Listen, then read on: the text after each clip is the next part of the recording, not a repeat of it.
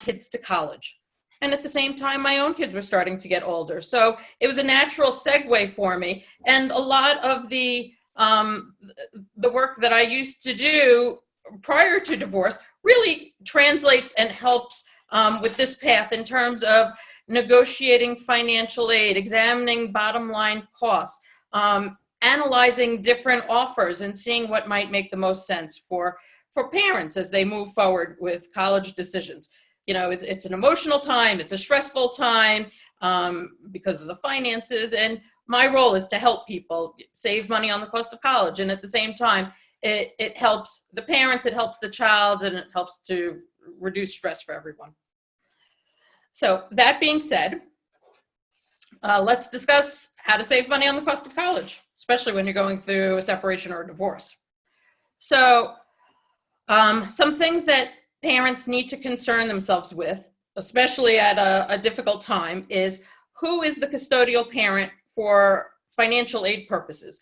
And the custodial parent, it could be different than what's listed in the divorce agreement. It could be different than who takes the child as a dependent on a tax return. But there definitely is a way for financial aid purposes to figure out who that custodial parent is.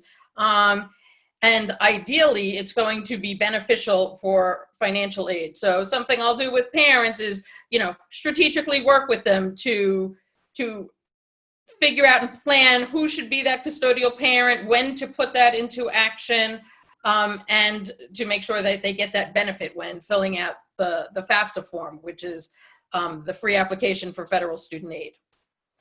So next thing for parents to consider is strategically applying to colleges when separated or divorced. So certainly prior to 12th grade, ideally 11th grade or even sooner, you want to start thinking about colleges and perhaps what the parents' agreement is, what the parents' financial situations are, who's going to be that custodial parent, how that impacts whatever financial aid forms might be needed. Perhaps some schools do require the non-custodial parents' income and assets. You know, is that something where that non-custodial parent is willing to share that information? Because certainly in some situations that's not the case. So, you know, it's important to think about all these factors and start creating a plan well before the child already has their college list and starts to submit those applications. You know, another thing is sometimes the parents have the option, not the option, it's possible for parents to go back to the colleges and ask the schools for more money based on a change in circumstances. What happens for kids that started school this fall, 2020, we used 2018 tax data. We all know how much a household can change from 2018 to, you know, fall 2020. So based on those changes of situation, it is possible to go back and ask the school for an adjustment. And, you know, I just saved a client $5,300 just for fall semester, you know, based on this change in the household and, you know, change on the situation. So, you know, we spoke a little bit about the custodial parent, but, you know, we also want to think about who, again, if there's an agreement, depending on the financial situation, and if loans are going to be needed, you know, who can apply for those student loans and also the parent plus loans. Really, even if only one parent's information, financial information is shared for financial aid purposes, still both parents are able to take out loans. You know, of course, it's always a question of what is in their agreement, what each is willing to do, and so on and so forth. But, you know, these are all things to think about beforehand. Now, this applies to everyone, not just separated and divorced parents, but all parents. Ways to save on the cost of college. And of course, these are things that parents who are especially concerned about finances, such as when, you know, you've already spent a ton of money perhaps on a divorce, should consider. So it's merit scholarships that's available, need-based aid, work-study programs, reducing your EFC. And for those that don't know, EFC is the family's expected family contribution. And that's what the government says you should be able to afford to pay for college. Some other things to consider, especially if you have children that age, you don't want to apply to schools for early decision. Those decisions are typically binding and at at full tuition. So I always advise against that. Also, if possible, search for multiple degree programs, such as if your child knows that they want to go for a master's, you look for a 5-year program instead of a 6-year program, because you could save a year in tuition costs. And also, I'll work with families to find the lowest cost loans, student loans. So let's talk about merit scholarships a little bit. And do me a favor, if anybody has any questions, please feel free to either turn the mute off and jump in, or type in the chat, or, I love to have an informal discussion and, everybody, chimes in. So just, feel free to stop me anytime. So as far as merit scholarships go, it's typically the most amount of free money that a student's going to receive. It's more than you'll get from the fast webs or, any of the, typically, more than any of those outside scholarship programs. But parents love to ask for it. I mean, if you know anybody that wants to look, I have a whole listing on my website. It's collegefinancialprep.com/free-money. And you're going to see a whole bunch of scholarship listings there. But, as I said, typically you get the most money from the colleges themselves. And just so you're aware, merit aid is available at both public and private universities. Typically, the merit aid will be a larger dollar amount from a private university, but that's also because the starting costs from a public university start out lower. So, you really need to compare the bottom line numbers and just not the amount of free money that they're giving to you. Also, planning strategically ahead of time. You want to research those schools that are most likely to offer merit scholarships, so that way the child knows where to apply. If you don't apply to the schools offering the merit aid, then, there's no way to get it. So, have to be a little bit perhaps flexible with the schools that the child is applying to get that money. You want that child to be, say, within the top 25% of applicants in terms of grades or test scores, or maybe you're applying to a school in a different geographic region and they're looking for students from your area, or perhaps, they're the lead French horn player in their band and, this college is looking at. There are different ways to attain merit scholarship awards.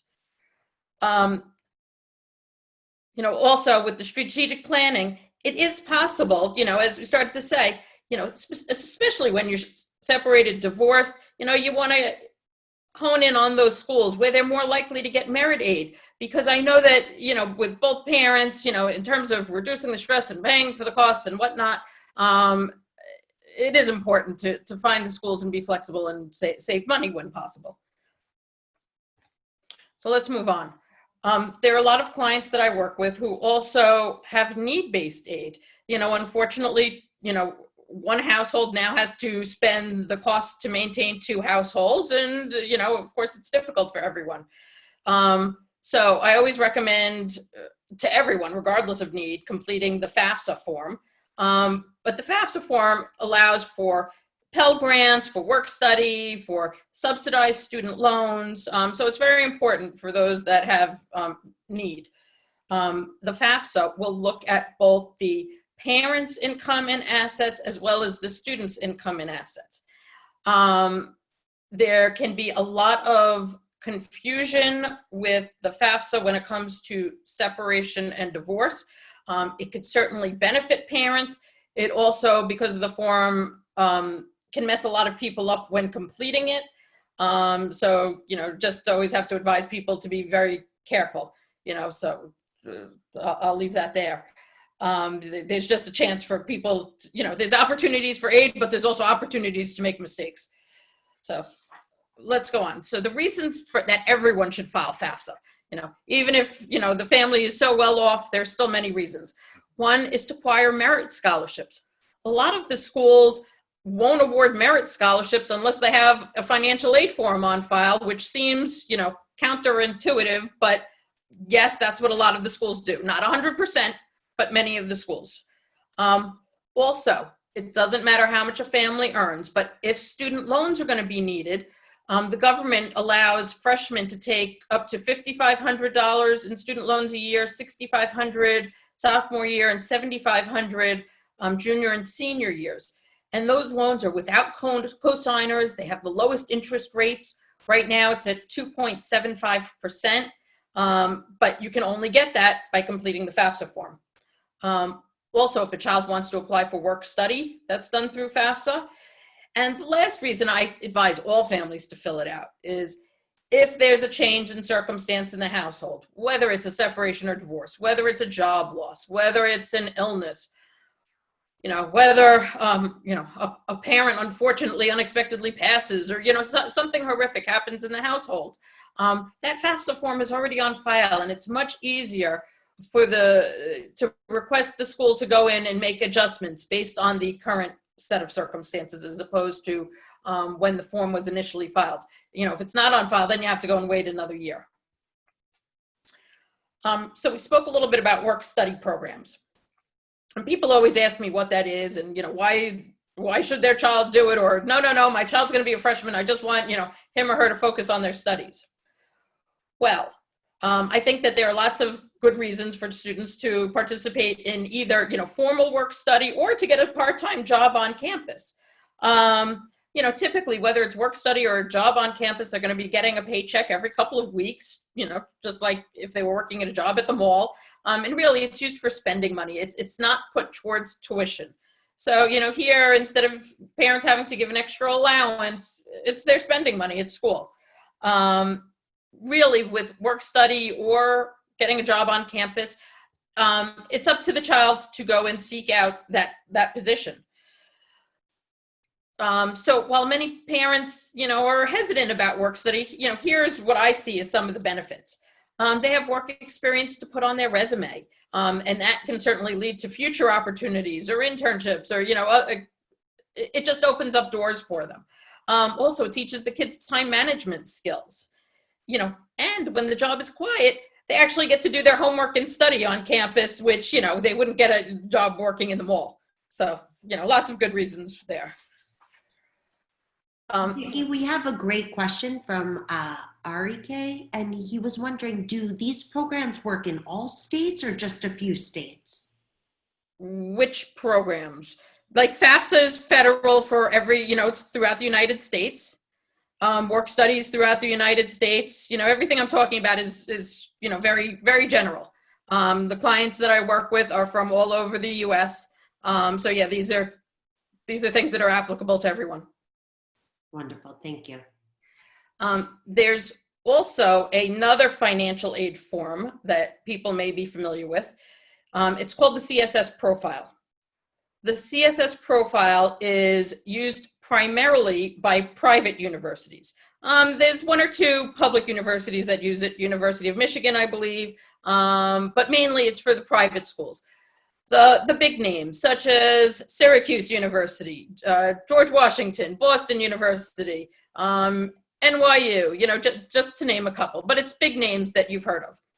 Anyway, what the CSS profile does that's different from FAFSA is that it provides a more holistic view of the family's total finances.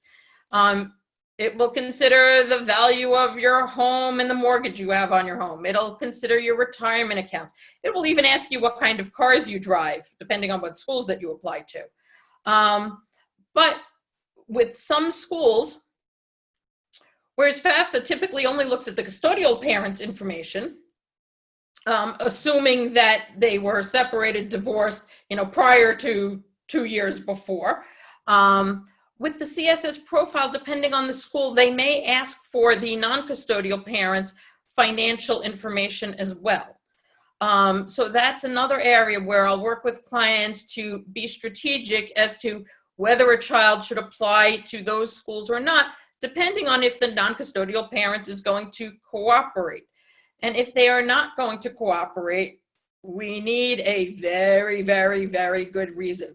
I literally had a client last fall show up with a binder this thick filled with court documents as to the relationship or non-existent relationship between the father and son and why he wasn't going to participate. I mean, there has to be very, very clear evidence that, this parent is no longer part of the child's life. So anyway, that's one thing I can't stress enough, is being strategic when it comes to schools that require CSS profile. I started to mention the term earlier, EFC, and that's expected family contribution. So that's a number that's derived from filling out the FAFSA form, and it's comprised of like 88 different factors. It'll look at the parent's age, the amount of kids that, siblings that the child has, the number of children that are in school, the income and assets of the parent, and the income and assets of the student, and a whole host of other things.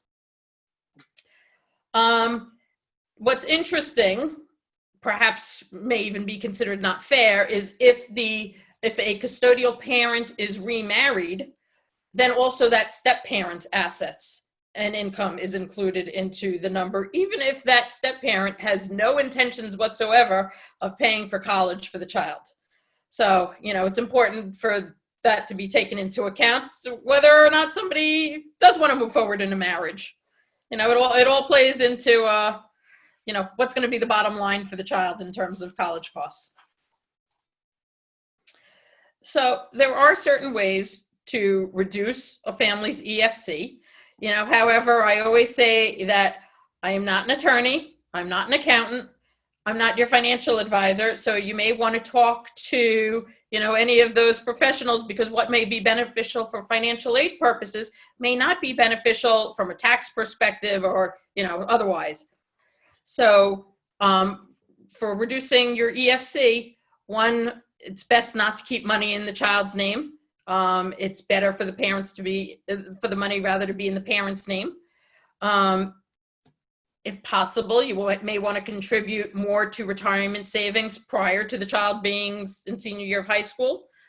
You may have extra funds lying around, and if you're only using a FAFSA form, you may want to pay down a mortgage. But again, you're not going to want to leave yourself perhaps cash poor. Again, speak with an accountant before, doing anything. Another thing for people that are separating, divorced, they may want to time their separation to their benefit when it comes to college. Who knows? All different things to possibly do. Vicki, So now, another quick question from Donna here. She was wondering, how do you charge for this assistance? I typically charge hourly, unless it's a FAFSA form or a CSS profile form that I'm helping with. I'll be candid. I thought about packages, and the response I had received, because when I say packages, so typically I may help families from junior year of high school through senior year of high school, with selecting colleges, with filling out financial aid forms, with analyzing their financial aid awards, filing appeals for various reasons, guiding families on student loans. And then while they're in college, you have to fill out these forms every year also. So, I thought about packages, but really clients that are coming to me, they don't want to see a big number. They've already spent all this money. They're looking to save money. So, when I charge just hourly, people can come to me either specifically for the specific service they're looking for, and then many times they often opt to stay longer because they're seeing the results. But I try to make everything as simple and easy as possible. Hope that answers that.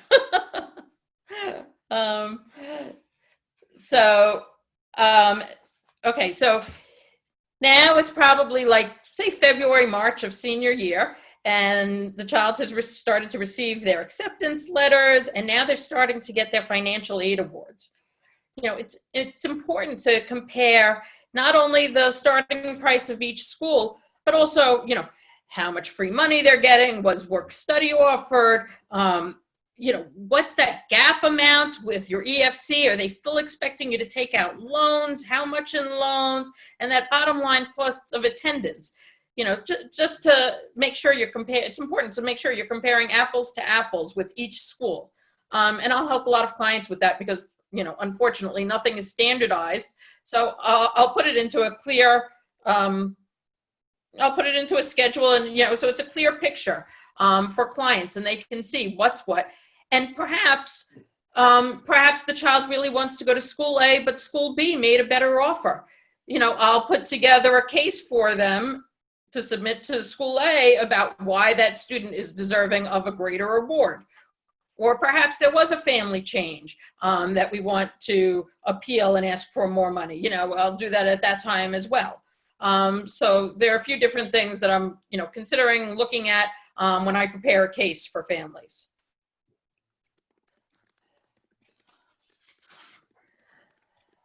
So there are a few other ways to save money on the cost of college. Especially as a divorce group, we all know how important communication is and how difficult communication is for the families. So one thing I always talk about when I meet clients is that early on, especially, no later than the beginning of senior year of high school, I'd hope that at the very least, the custodial parent and the child, ideally both parents and child, that they discuss goals and expectations for where that child is, either the type of school that they're going to attend, if they're going to live at home, if they're going to live on campus, how much money is saved for the child, perhaps how much skin in the game they expect the child to have in terms of sharing in the cost or taking loans. Sometimes, families will come and, the child has expectations of going to one type of university. And the parents may think, no, we want those lowest cost and hopefully you're going to live at home. And, so just so there's no resentment, to reduce stress, it's so important for everybody to be on the same page. And that's, I guess that's a carryover from my divorce coaching days that I bring to, thinking about college financial aid. Anyway, so other ways to save on the cost of college. Ideally, the student is going to graduate in 4 years and not be on a 6-year plan. I work with career advisors that can help kids that are undecided, help them develop a path towards certain majors so they can see what they're interested in before they get there and hopefully save money on the costs of college. Also, I started to mention early decision before. Some students want to apply early decision. This is their dream school. They know that they're going to this dream school, blah, blah, blah. But if your student gets into that dream school from early decision, it's a binding contract. You're agreeing to pay full price for that school. And if somebody's wallet is saying, I'm not prepared to pay full price, don't do it. Early action is fine. Early decision is not.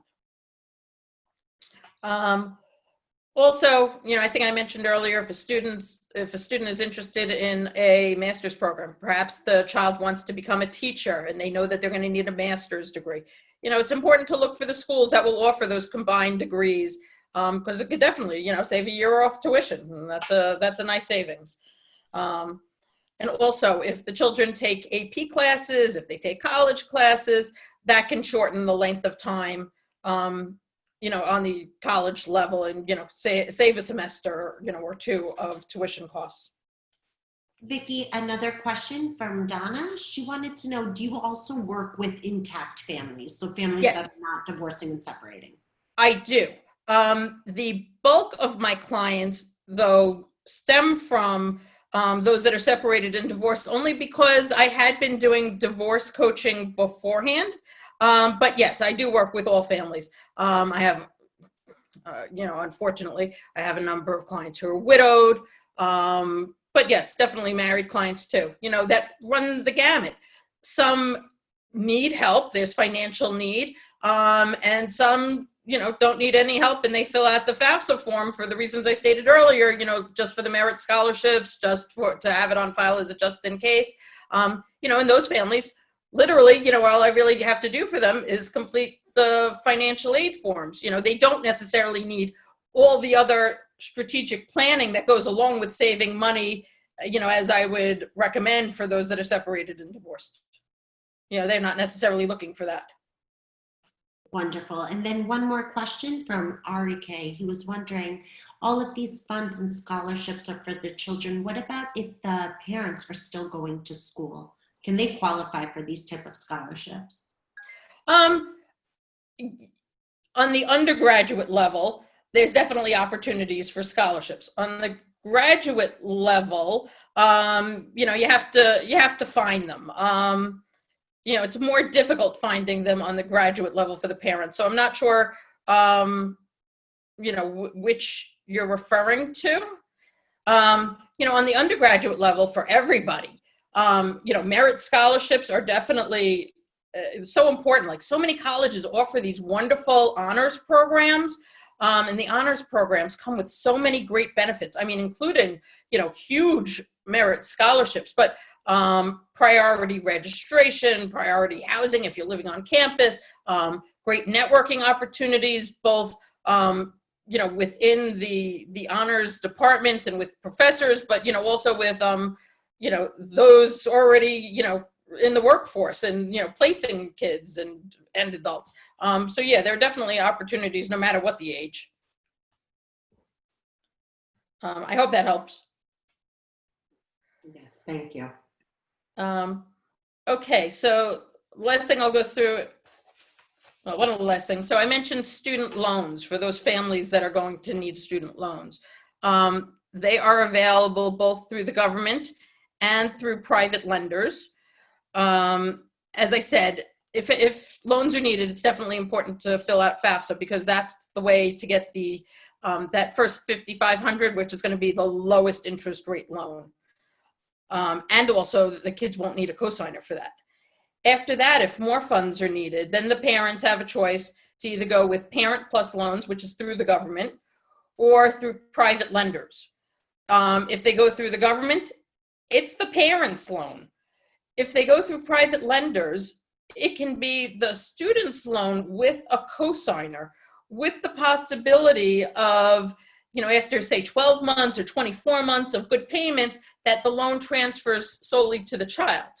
So this is really a decision, amongst the parents, which way to go. And, of course, you have to also look at the interest rates that are being offered, the terms, the credit history of the parents or the applicants, and to make all these decisions. So every family's different. So it's hard to just, say which is best, because everybody's situation is totally different. But regardless, it doesn't matter who is filling out that financial aid form. Both parents can qualify for, Parent Plus loans, student loans, as cosigners, whatever it is. Both parents are able to help the child. Okay, so some last things to consider. So with families, especially with separation, divorce, if there's job loss, if there's anything else, questions that they need to ask themselves. Has the household income declined, considerably within the past couple of years? If there's a big change, then that needs to be taken into account and questioned. Also, has there been a divorce or a remarriage that's now going to affect their financial aid application? That's something that that's important to know as we go in and prepare and plan. And it's important to consider where the child spends the majority of his or her time. That's key for determining who the custodial parent is for financial aid purposes.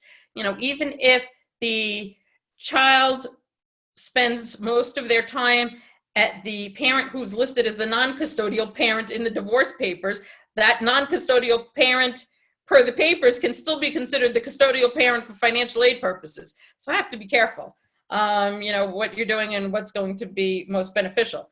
However, a quick story, if a parent is claiming that they're the custodial parent, they should live in the same school district that the child attends. You don't want to play games on financial aid forms. It is possible for them to request verification. Also, the family needs to consider what college savings are set aside for the child.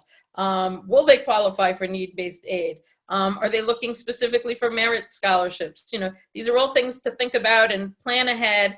And also, it's so important. The parents need, if at all possible, the parents need to discuss college and how they're going to do what's best for their, child, best for their children to move forward. What's in their best interest. That's a term we always, hear and discuss.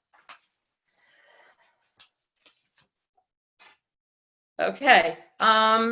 So pretty much it's, research the school, or a little bit of a recap. So families want to, or parents want to research the schools that are the greatest likelihood to give the child's merit aid. They want to fill out the FAFSA to qualify for the need-based aid, to qualify for the merit-based scholarships, to receive the student loans, to apply for work-study programs. Also need to determine if the schools that the child is applying to is going to require the CSS profile, and if they will need the non-custodial parents' financial aid, financial information, their income, their assets, etc., for the CSS profile form. They want to look for ways to reduce that EFC number, expected family contribution. Then they want to analyze their financial aid awards, look at the schools and where that bottom line number is going to be lowest. That's not to say they should automatically pick the lowest number. You have to see what's going to be the perfect, academic, social, and financial fit for the child. And depending on the child's potential career path, that higher price school may be the best decision. You have to look for what the return on investment is going to be for that child. Everybody's situation is different. Everybody's goal is different. So it's up to each individual family to decide what's going to make the most sense. And also, you want to be able to find the student loans that ultimately over time are going to cost the least amount for, both the parents and the student. Naturally questions always come up, excuse me.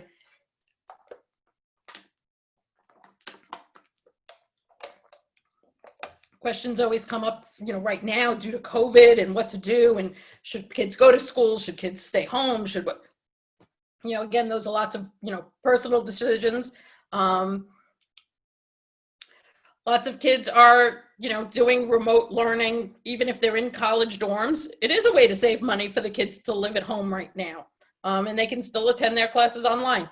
But it's important considerations to look at the bottom line and what it does cost for the student to be studying in their bedrooms. So something else for those families to consider.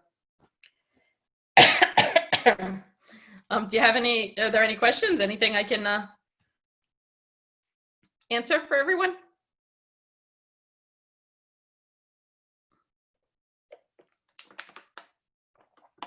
So Vicki, this was so much in just useful information. Let's do this to wrap it up. In terms of, I know you have so many resources on your site. Can you give us your contact information, your website? How do people reach you? So my website is www.collegefinancialprep.com.